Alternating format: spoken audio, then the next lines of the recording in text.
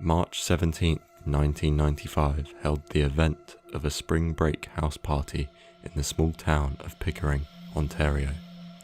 Located 30 miles east of Toronto, Pickering lies on the northern shore of Lake Ontario. Of the estimated 50 people attending the basement party, 5 teenage boys, Chad Smith, Jay Boyle, Jamie Lefebvre, Michael Cummins and Robbie Rumbold had decided to leave the party at around 12:30 am and head to Frenchman's Bay, a quiet harbour known to be a hangout spot for teens to gather and have a good time. En route, they picked up 16-year-old Danny Higgins to join in on the fun. This would be the last time anyone would see these 6 boys, and to this day, what happened is still unsolved.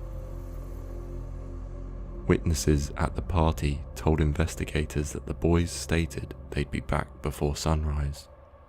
When they didn't return, this triggered 2 of the girlfriends of the missing boys to contact the police, to which police authorities did not take this call with urgency, partly due to the lack of information of the whereabouts of the boys and a sense that the information they were being given by the girlfriends was not the full story. Nonetheless, Officer Gillum failed to write a report of the account that day and instead was ordered to a week later by his superior officer. By which point, this event's severity had escalated to a point that the interest of the public was so great that the local police department had no choice but to make a statement. And doing so, they made it seem like it was down to the information that they were given as to why a search for the boys was so delayed, rather than the lack of immediate action that they took to find the missing teens. By Saturday the 18th at 2 p.m, a search had begun, producing very few leads across the weekend and the following Monday. Video surveillance footage at Frenchman's Bay Marina of the night of the boys went missing showed 3 teens, allegedly to be that of Michael, Jamie and Robbie, stealing alcohol from a boat docked at the harbour. Furthermore, a tricycle pedalo and a small boat that were reported anchored at the marina were now missing after the boys' disappearance. Despite video evidence of the boys removing beer from a boat, there was no evidence of the boys taking the boat or pedalo from the marina. However, local witnesses stated they heard the starting of a boat engine at 3 a.m. that morning. Along with the pedalo, the boat that was now missing was said to be that of a 14-foot Boston whaler imitation, a boat advertised as unsinkable. Even when damage is dealt to the external and internal walls of the boat, it will stay afloat. Even if the boat fills completely with water, the styrofoam insulated structure will keep the boat afloat. This information is vital when it comes to that of finding the missing teenagers, as it is many times easier to find a floating boat in a lake than that of one which has sunk. However, after weeks and months of searches, the boat and the pedalo still to this day have never been found. On the 29th of March, over a week after the 6 teenagers went missing, a fuel tank was found floating in Lake Ontario. The boat owners identified the tank as being theirs, as they were able to identify it by the same dent they had on their fuel tank on the boat that was missing. Despite this being a possible new lead as to what happened to the boys, the situation in which the tank was found makes the theory that the boys did in fact take and use the boat slightly more unrealistic. On one hand, the tank was identified as being the one from the missing boat. On the other hand, it was found nearly 60 kilometers away from Frenchman's Bay Harbour. In fact, It was found near the shore of Wilson, New York, which is located the other side of the lake. But for the tank to travel in this direction, there would have to be direct northerly winds across the lake in order for the tank to reach Wilson.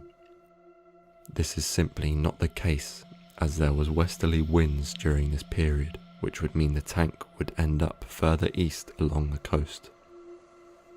Furthermore, the tank supposedly only had enough fuel to take the boat 40 kilometers. This means that if the boys travelled west on the lake, they wouldn't reach far enough for the tank to then float far enough east to reach Wilson, where it was found. The Durham Police Department had initial plans to use ocean scan systems in Ontario to scan the bed of the lake for any foreign objects that could lead to any results in finding the boys. However, days before the scan was about to begin, the local police department cancelled the request. Furthermore, during the air search of the lake, a pilot flying a helicopter had reportedly seen a white boat just below the surface of the water. However, when private investigators requested this information years later, the police department had no paperwork or evidence of this happening. On top of this, a pair of red Levi denim jeans and human bones were found in the area of Niagara, situated on Lake Ontario, that matched the same pair of jeans that Jay Boyle wore on the night he and the others went missing. However, DNA testing was only conducted years later when the family and private investigators used a Freedom of Information request when the case went cold. But the police department stated the DNA test was a negative match to Jay and that the genes were not the same. In fact, the genes that were found in Niagara had changed description when the information was given to private investigators and the family of Jay. What was once a pair of red 32 waist Levi jeans had now changed to a pair of flame retardant orange lightweight trousers. The mix-up of evidence led to an uproar of emotion from the family of Jay Boyle and Bruce Wicketts, the head private investigator of the case.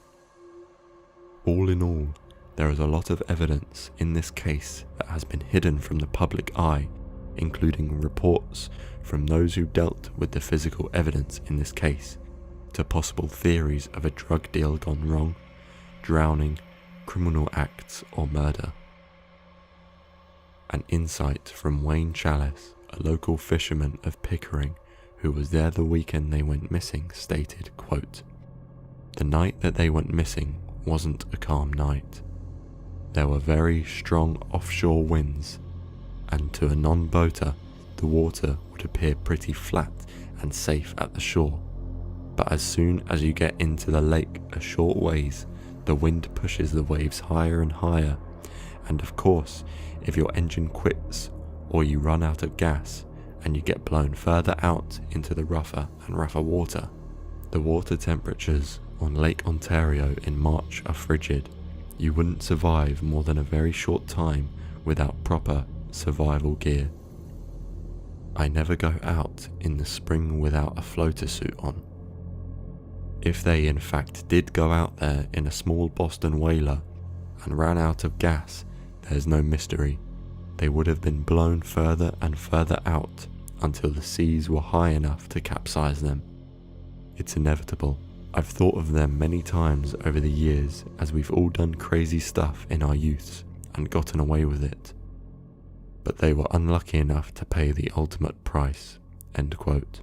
To this day, none of the boys have been found and the families are still wishing for closure.